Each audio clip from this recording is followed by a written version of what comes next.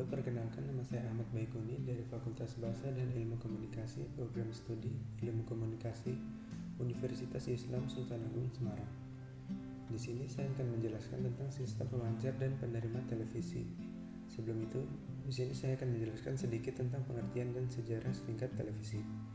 Televisi adalah sebuah media telekomunikasi terkenal yang berfungsi sebagai penerima gambar bergerak serta suara, baik itu yang monokrom, hitam atau putih, maupun berwarna.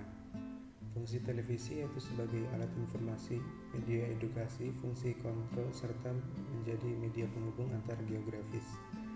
Industri televisi Indonesia sudah dimulai sejak tahun 1962, dimulai dengan pengiriman teks dari Presiden Soekarno yang berada di Wina kepada Menteri Penerangan Maladi pada 23 Oktober 1961.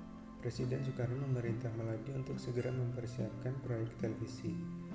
TVRI adalah stasiun televisi pertama yang berdiri di Indonesia. TVRI melakukan siaran percobaan pada 17 Agustus 1962 dengan pemancar cadangan berkekuatan 100 watt.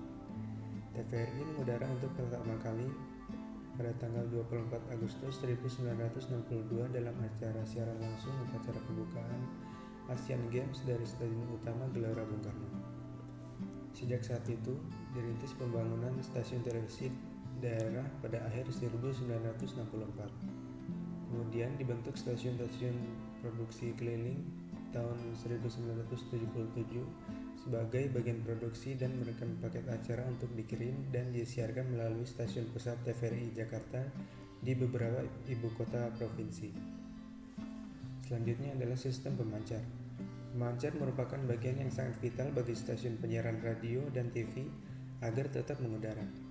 Pemancar TV dibagi dua bagian utama, yaitu sistem suara dan sistem gambar, yang kemudian nantinya akan diubah menjadi gelombang elektromagnetik untuk dipancarkan melalui pemancar atau transmitter. Sistem transmisi dibagi menjadi dua, yaitu sistem pemancaran di atas tanah atau terestrial dan sistem satelit komunikasi atau antariksa. Sistem terestrial adalah sistem pemancaran siaran radio dan televisi yang dilakukan stasiun penyiaran di sekitar jangkauan wilayahnya yang tidak terlalu luas. Sistem ini secara berantai dapat dilakukan selama daratan tersebut memiliki transmisi. Bila tidak, maka akan terputus, termasuk juga bila dipisahkan dengan laut luas, maka terestrial tidak akan bisa berfungsi. Yang kedua adalah sistem antariksa.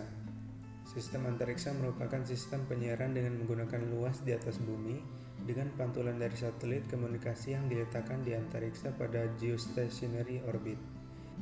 Sistem ini mengandalkan teknologi tinggi, relatif lebih mahal dan bebas hambatan terkecuali terjadi gangguan pada stasiun bumi atau satelit komunikasi di antariksa. Berikutnya saya akan menjelaskan sedikit tentang sistem penerima televisi.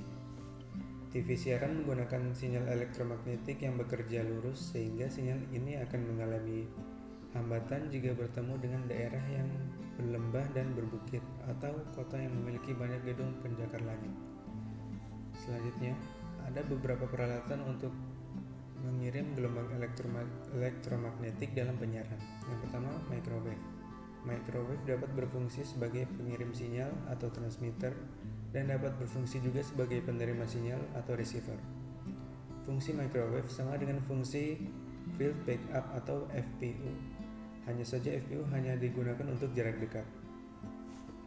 Yang kedua, stasiun transmisi atau relay stasiun yang dapat juga difungsikan sebagai pemancar.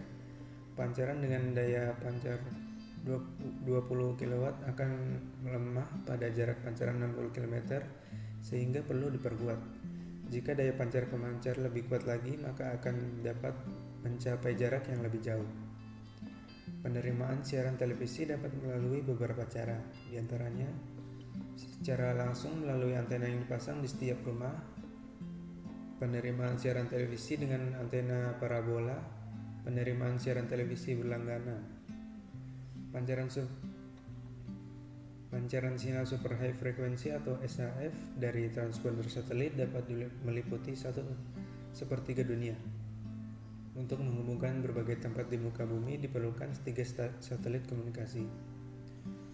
Baik, mungkin itu saja yang bisa saya sampaikan. Kurang lebihnya mohon maaf. Wassalamualaikum warahmatullahi wabarakatuh.